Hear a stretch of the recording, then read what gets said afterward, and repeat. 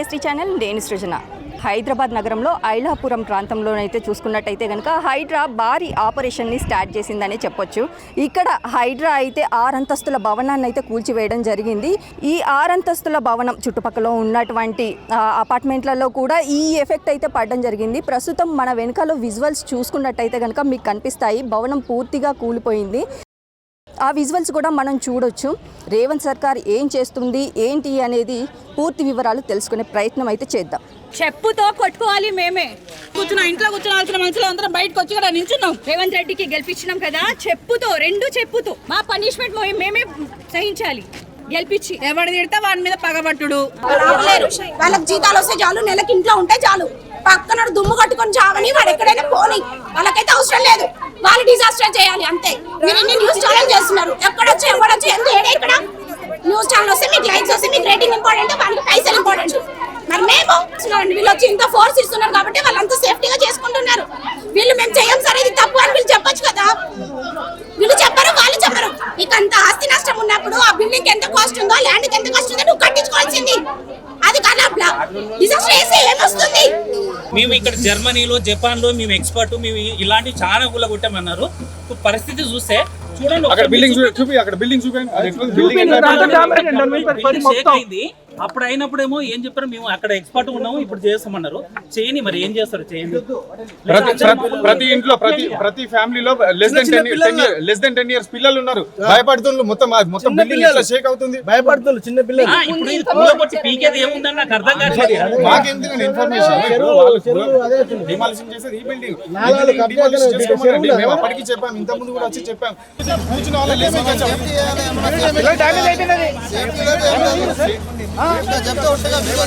వాళ్ళు ఏంటంటే డిమాలిష్ చేయాలంటే చేసేసామన్నారు. వాళ్ళు ఇష్టపూర్వకంగా చేసేస్తున్నారు.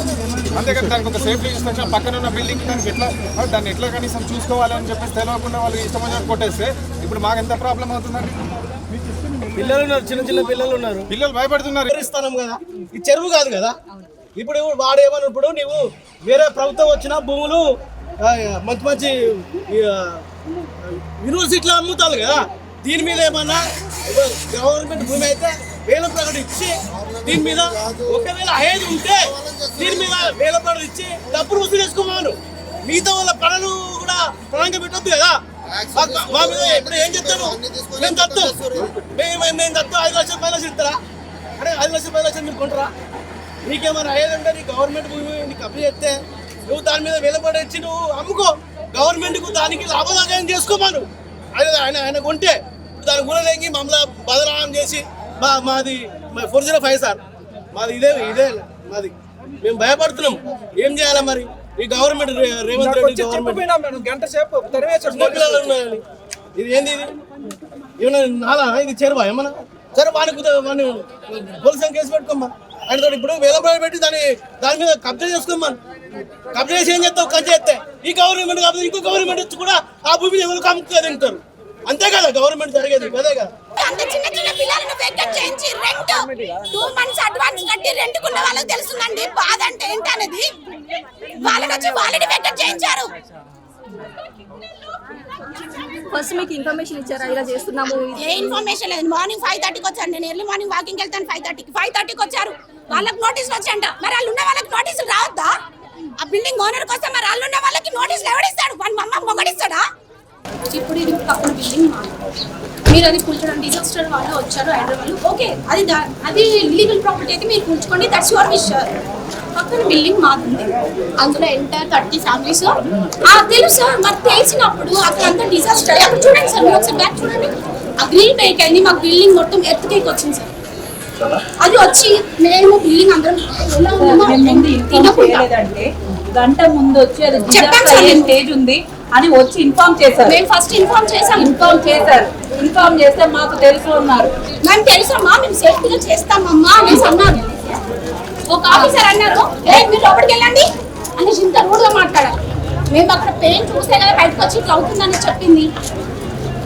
నార్మల్ గా ఎవరు ఎందుకు చెప్తారు? నాకేం పని ఇంత అర్వాల్సిన అవసరం? తిండి లేకుండా అవునండి, మేము ఇన్ఫార్మ్ చేస్తే జపాన్ టెక్నాలజీ మాకు తెలియదా అన్నారు. మీకు తెలియదా? మీకు తెలిసినప్పుడు అది కొలాప్స్ కాకుండా చేయాలి కదండి. మీ మిస్టేక్ అని మీరు చెప్తున్నారు. బట్ అక్కడ ఒక ప్రాణ నష్టం అయినా ఏమైనా ఎవరు బాధ్యులు ఉండేవాళ్ళు? అది ఎవరు లేరు. చిన్న పిల్ల ఉన్నది ఆ ఇంట్లో చిన్న పిల్ల ఉంది. ఆ పిల్ల అటాడి పోయింది. కానీ ఒకవేళ ఏమన్నా అయితే ఎవరు బాధ్యులు వేసేవాళ్ళు? ఇది చెప్పండి. అండ్ ఇంకోటి మా అపార్ట్మెంట్ లో కూడా మొత్తం వాల్ మొత్తం బ్రేక్ అయింది, కింద మొత్తం పడిపోయింది సార్. పిల్లలతో సహా కింద పడిపోయింది. ఇప్పుడు అది ఎవరు చేస్తారు సార్? ఇప్పుడు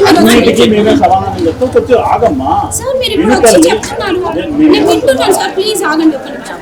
మీరు వచ్చి చెప్తున్నారు, ఇప్పుడు చెప్పేసి నన్ను కూల్ చేసి ఎంటైర్ బిల్డింగ్ కూల్ చేసి ఆఫ్టర్ 10 days 5 days తర్వాత అది క్లియర్ చేసుకోవడానికైనా దాన్ని రిపేర్ చేయించుకోవడానికైనా మాకెంత ప్రాబ్లం ఉంటుంది సార్? ఇప్పుడు పిల్లర్ మీదే పడిపోయింది. పిల్లర్ డ్యామేజ్ అయితే ఎంటర్ బిల్డింగ్ ఎఫెక్ట్.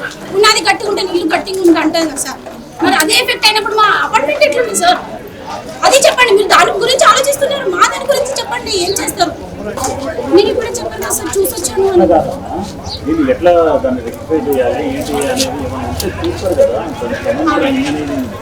ఆఫీసర్స్ ఉన్నారు, టెక్నీషియన్స్ ఉన్నారు, దానికి ఎట్లా చేస్తే బాగుంటుంది, అసలు ఏం జరిగింది అనేది ముందు మీరు హైదరాబాద్ చేసిన వాళ్ళ దగ్గర ఒకవేళ చేశారా సార్? టీమ్ వాళ్ళు మీ ఆఫీసర్స్ అలా ఏమైనా చేశారా?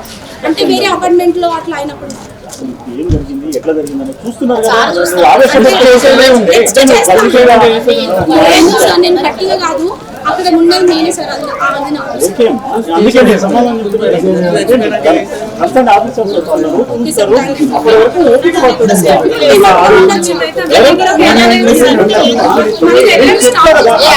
ఉండొచ్చా లేదా ఏంటి అనేది దాన్ని కూడా చూస్తారు కదా.